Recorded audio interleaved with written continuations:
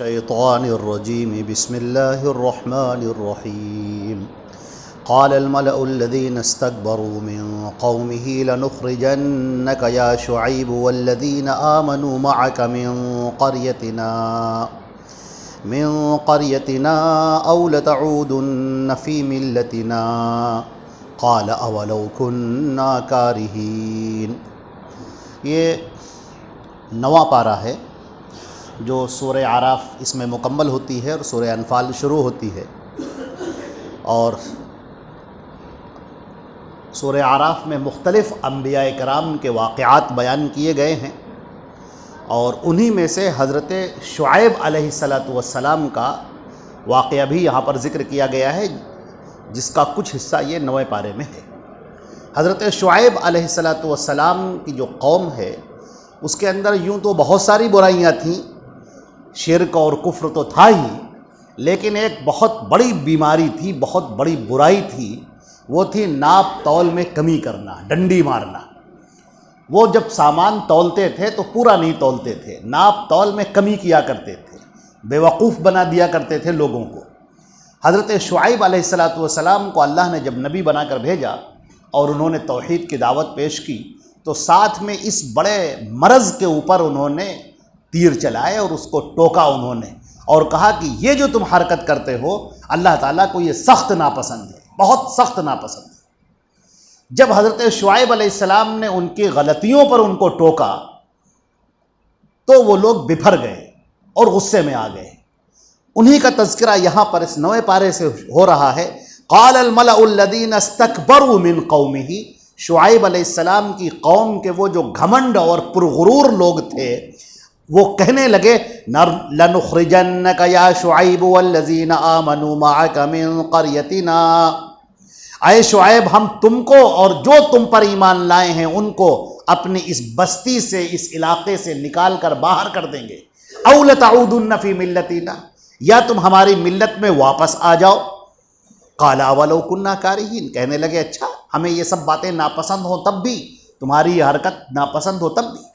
یہ کفر کا ہمیشہ سے شیوا رہا ہے، طریقہ رہا ہے کہ جو اس کے بالمقابل کھڑا ہوا، مد مقابل ہوا، پہلی دھمکی اس کو کمزور کرنے کے لیے، ذہن کو ٹارچر کرنے کے لیے کہ اس کے حوصلے پست ہو جائے، اس کے عزائم ٹوٹ جائیں، وہ یہ کہ ہم تمہیں یہاں سے باہر کر دیں گے، اس علاقے سے نکال کر باہر کر دیں گے، اس بستی سے نکال کے باہر کر دیں گے، یا تو ہمارے یہاں واپس آ جاؤ، گھر واپسی کر لو، جیسے ہماری ملت میں پہلے تھے ویسے ہی پہلے آ جاؤ۔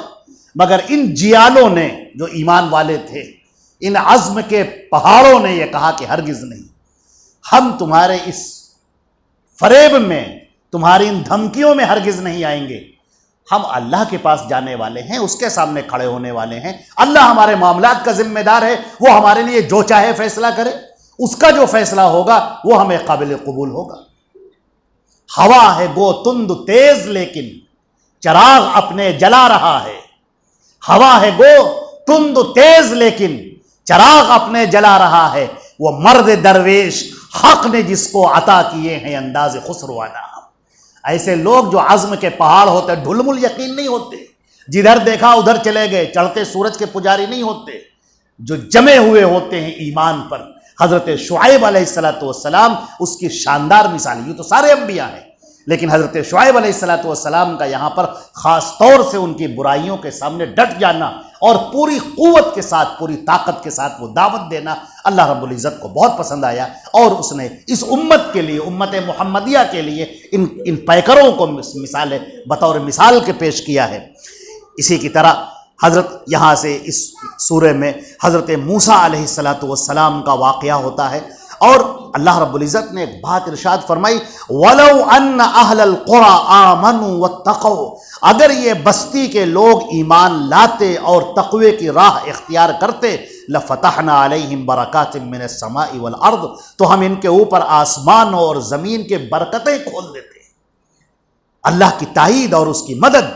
وَلَكِنْ كَذَّبُوا فَأَخَذْنَاهُمْ بِمَا كَانُوا يَكْسِبُونَ، مگر انہوں نے کذب کی، تکذیب کی راہ اختیار کی، جھٹلانا، پریشان کرنا، تو پھر ہم نے ان کو پکڑ لیا جو اس جرم کو وہ کیا کرتے تھے۔ قرآن پاک ہمیں یہ بھی بتاتا ہے کہ جو ظلم کرنے والے ہیں وہ معمون نہ رہیں، وہ یہ نہ سمجھیں کہ ہمارے پاس بڑی طاقت ہے، بڑی قوت ہے۔ یہ طاقت اور قوت ہمیشہ نہیں رہتی۔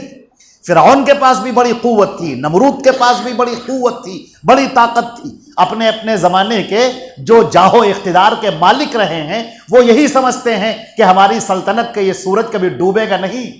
ان کو پتہ نہیں کہ تقدیر پیچھے کچھ اور لکھ رہی ہے، اس کا فیصلہ کچھ اور ہو رہا ہے، اور اللہ رب العزت کے فیصلے کے آگے کوئی کسی کا بس نہیں چلتا۔ حضرت موسیٰ علیہ السلام کا اللہ نے بڑی تفصیل سے واقعہ بیان کیا ہے اور ذکر کیا ہے، اور موسیٰ علیہ السلام جو اس قوم میں جو غلامی والی قوم تھی اس کا دل توڑ گئے، صدیوں کی غلامی، حضرت موسیٰ علیہ السلام ان کو اٹھانے کی کوشش کر رہے ہیں، اور وہ قوم انتہائی ضدی اور ہٹ دھرم قوم۔ موسیٰ پر ایمان لانے والے، وہ جو حضرت موسیٰ پر ایمان لے آئے، ان کی حالت یہ کہ وہ حضرت موسیٰ کی بات نہیں مان رہے، حضرت موسیٰ کی بات کی تائید نہیں کر رہے۔ حضرت موسیٰ ان کو بلاتے ہیں، کہتے ہیں نہیں اذهب انت وربك فقاتلا ان هاهنا قاعدون، نہیں ہم نہیں جائیں گے جنگ کرنے کے لیے، آپ چلے جائیں، آپ کے رب چلے جائیں، دونوں جا کر جنگ کرو، جب فتح ہو جائے گی تو ہم لوگ اس بستی میں داخل ہو جائیں گے۔ ایسی قوم اللہ رب العزت نے حضرت موسیٰ علیہ السلام کو بلایا اپنے پاس اور ان سے گفتگو فرمائی۔ یہاں پر ذکر کیا گیا ہے وَلَمَّا جَاءَ مُوسَىٰ لِمِيقَاتِنَا، اور جب موسیٰ آئے اس مدت کو پوری کر کے جو ہم نے انہیں دی تھی، وَكَلَّمَهُ رَبُّهُ، اور اللہ نے جل جلالہ جل شانہ، اللہ نے حضرت موسیٰ سے گفتگو فرمائی، اور جب یہ گفتگو ہوئی تو وہ مچل اٹھے، ان کا شوق بڑھ گیا۔ قال ربی ارنی انظر الیک، کہنے لگے کہ اے میرے رب، اے میرے پروردگار، میں آپ کو دیکھنا چاہتا ہوں۔ قال لن ترانی، اللہ نے کہا کہ تم مجھے ہرگز نہیں دیکھ پاؤ گے، ولكن انظر الى الجبل فإن استقر مكانه فسوف ترانی، تم ایسا کرو اس پہاڑ کی طرف دیکھو، اگر وہ پہاڑ اپنی جگہ پر باقی رہ جائے تو تم بھی دیکھ لینا۔ فلما تجلی ربه للجبل، جب اللہ نے اپنی تجلی ظاہر فرمائی تھوڑی سی اس پہاڑ کے اوپر، جعلہ دکا، وہ پہاڑ ریزہ ریزہ ہو گیا، وخر موسیٰ صعقا، اور موسیٰ بے ہوش ہو کر گر پڑے، وہ سامنے کا پہاڑ تھا۔ فلما افاقا، جب وہ ہوش میں آئے کہنے لگے قال سبحانک تبت الیک، کہنے لگے تیری ذات پاک ہے، میں توبہ کرتا ہوں پروردگار، وانا اول المؤمنین، اور میں پہلا مومن ہوں، آگے بڑھ کر ایمان لانے والوں میں۔ اللہ رب العزت کو ان آنکھوں کے ساتھ جو اللہ نے یہ آنکھیں دی ہیں، ان آنکھوں کے ساتھ کوئی نہیں دیکھ سکتا۔ لا تدرکہ الابصار وہو یدرک الابصار، یہ نگاہیں اسے نہیں دیکھ سکتی، نگاہیں اچک لیتا ہے، نگاہیں خیرہ ہو جائیں گی، آنکھوں کی روشنی ختم ہو جائے گی، چلی جائے گی۔ وہ پہاڑ جو اتنی طاقتور تھا، پہاڑ، وہ اللہ کی ایک چھوٹی سی تجلی کو سہ نہ سکا اور موسیٰ بے ہوش ہو کر گر پڑے۔ لیکن ہمارے نبی صلی اللہ علیہ وسلم نے فرمایا ہے کہ کل قیامت کا جب دن ہوگا اور جنتی جنت میں چلے جائیں گے اور اپنی نعمتوں کو پا کر بے انتہا خوش ہوں گے، تو اللہ تعالیٰ ان سے کلام کرے گا اور کہے گا کہ اے جنتیوں، اے میرے مومن بندو، کیا تمہیں کسی چیز کی کوئی کمی ہے؟ وہ لوگ کہیں گے نہیں اللہ تعالیٰ کوئی کمی نہیں ہے، ہم نے اس سے زیادہ پا لیا جو ہم نے سوچا تھا۔ اللہ تعالیٰ فرمائیں گے نہیں، ایک کمی ہے۔ لوگ آپس میں گفتگو کرنے لگیں گے، کہیں گے کون سی کمی رہ گئی ہے، سب تو مل گیا ہے ہمیں۔ وہ کہیں گے اے میرے پروردگار، کوئی کمی باقی نہیں رہ گئی، ہم نے سب پا لیا۔ اللہ تعالیٰ فرمائیں گے اے میرے مومن بندو، کیا تم مجھے دیکھنا نہیں چاہتے؟ تم دنیا میں مجھے بغیر دیکھے میری عبادت کیا کرتے تھے، کیا تم میرا دیدار کرنا نہیں چاہتے، مجھے دیکھنا نہیں چاہتے؟ وہ کہیں گے اللہ تعالیٰ کیوں نہیں؟ چنانچہ اللہ تعالیٰ ان کو اپنا دیدار کرائے گا، اور جب مومنین دیکھیں گے اللہ رب العزت کے اس چہرے کو تو دل کے اندر وہ محبت پیدا ہوگی، وہ سکون، وہ اطمینان پیدا ہوگا کہ اس نعمت سے بڑھ کر کوئی نعمت انہیں محسوس نہ ہوگی، اور اسی کے شوق میں وہ رہیں گے۔ اللہ تعالیٰ فرمائے گا ہر جمعے کو تمہیں ایسا ہی دیدار ہوگا۔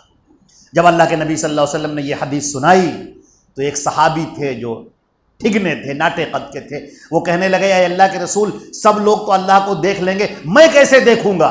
میں تو ناٹا ہوں، میں لوگوں کے بیچ میں کہاں سب کو ہٹاتا پھروں گا، میں کمزور بھی ہوں، میں کیسے دیکھوں گا؟ اللہ کے نبی صلی اللہ علیہ وسلم مسکرائے اور فرمانے لگے کہ جب 14ویں کا چاند نکلتا ہے تو کیا اس کو دیکھنے کے لیے کوئی دھکا مکی کرتے ہیں؟ انہوں نے کہا نہیں. کہا بس ہر مومن اسی طرح اللہ کا دیدار کرے گا. اللہ تعالی ہم کو اور آپ کو ان خوش نصیبوں میں بنائے، جنتیوں میں بنائے جو اللہ کا دیدار کرنے والے ہوں. اور بھی اس میں مضامین ہیں، بہت سارے ہیں. اللہ تعالی ہم کو اور آپ کو قرآن پاک سے جڑنے کی توفیق عطا فرمائے، اپنے رب سے جڑنے کی توفیق عطا فرمائے، اس کی عبادت کی توفیق عطا فرمائے، ایمان پر خاتمہ فرمائے. والسلام علیکم ورحمۃ اللہ وبرکاتہ.